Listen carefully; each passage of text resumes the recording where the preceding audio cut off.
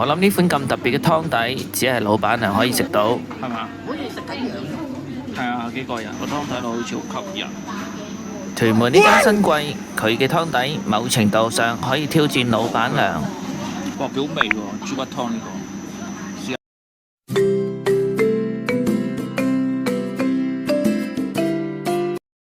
大家好，讓我陳仔1號啊！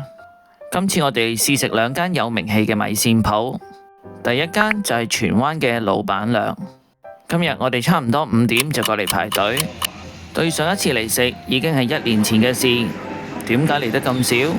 因為呢間鋪頭只係開夜晚，而且成日都大排長龍。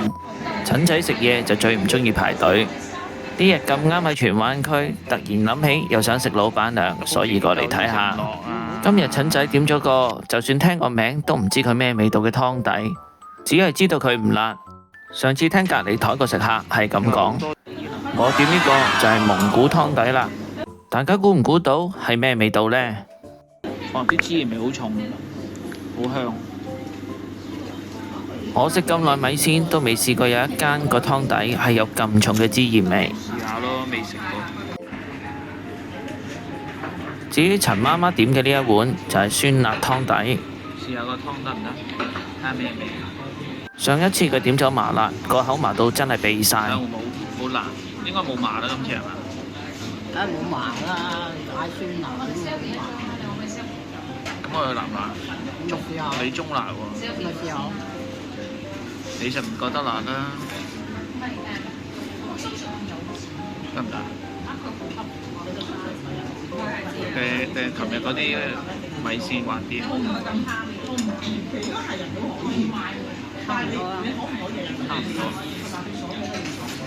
其實我哋中意食老闆娘有2個原因，第一就係佢嘅湯底，第二就係佢啲炸物。唔係好酸啊！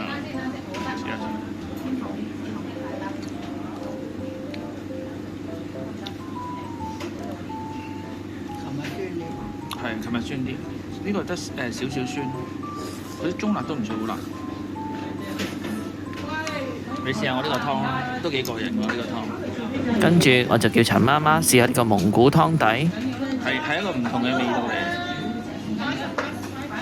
係咪好得意啊？呢個係嘛？好似食緊羊。係啊，幾過癮。我哋2個覺得呢隻蒙古湯底都幾好味，幾特別。如果你中意食土匪雞翼或者羊串，我諗呢個口味一定啱你。試下我先。豬骨。我哋不如嗰啲汽水都擠埋過去整。我都有啲咬口。我哋就覺得呢度嘅豬軟骨就硬咗少少，味道都叫可以啦。試下個米線先。呢度嘅米線都算係幾滑，而且份量亦都唔少。一個成年嘅男士食，我諗都應該夠飽。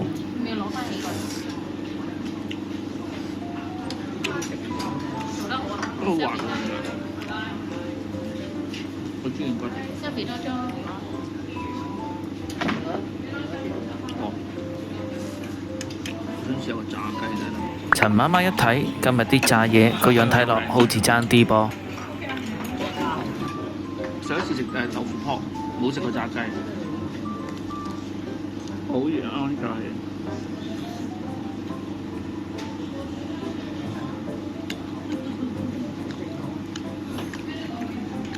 豆泡應該都啱啱炸嘅，睇住熱。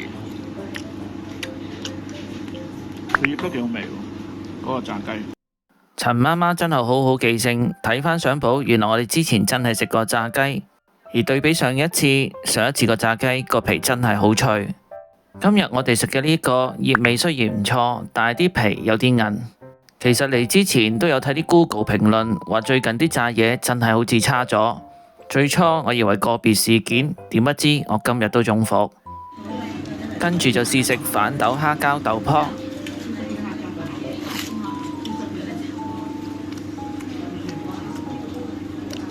不過我覺得之前嗰啲好食啲。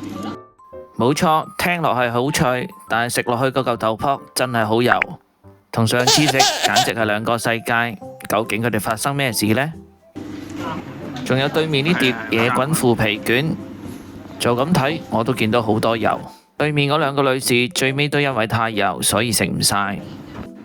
我諗而家老闆娘嘅炸物已經失靈，唯一可取就係佢嘅湯底。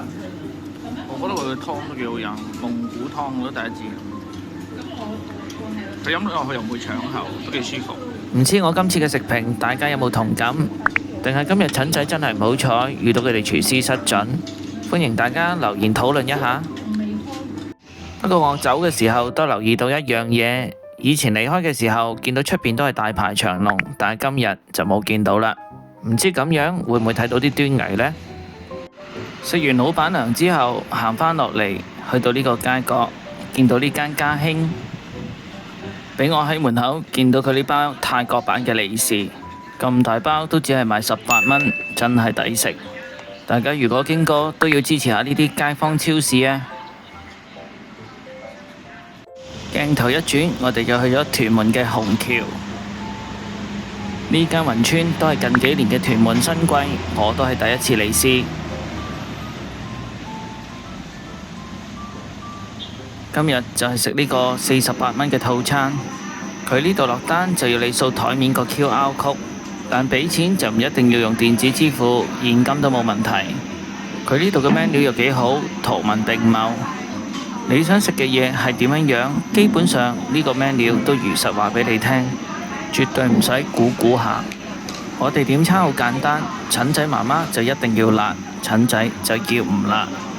不過其實微辣，陳仔都係接受得到嘅。估唔到呢間雲村開咗咁多分店。今日揀嚟虹橋呢間分店食，係因為呢度評分夠高。我哋坐低冇耐，周圍就坐滿人，而家都未夠12點半。陳仔媽媽點嘅呢個就係酸辣湯米線。個樣都幾靚。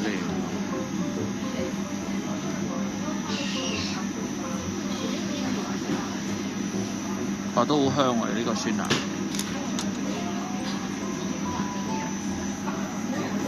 試下你嗰個先，酸辣。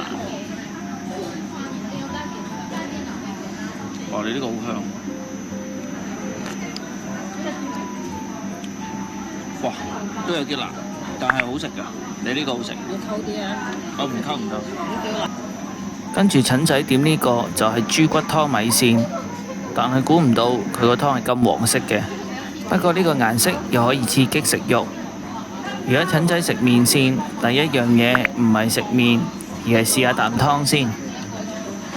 試下個湯先，個湯睇落好似好吸引。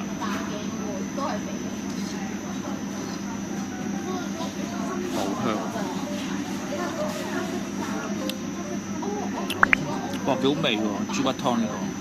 如果啖湯好味，碗麵線就成功咗一大半。試下啲。好辣啫！我覺得辣啫，你應該唔覺得辣。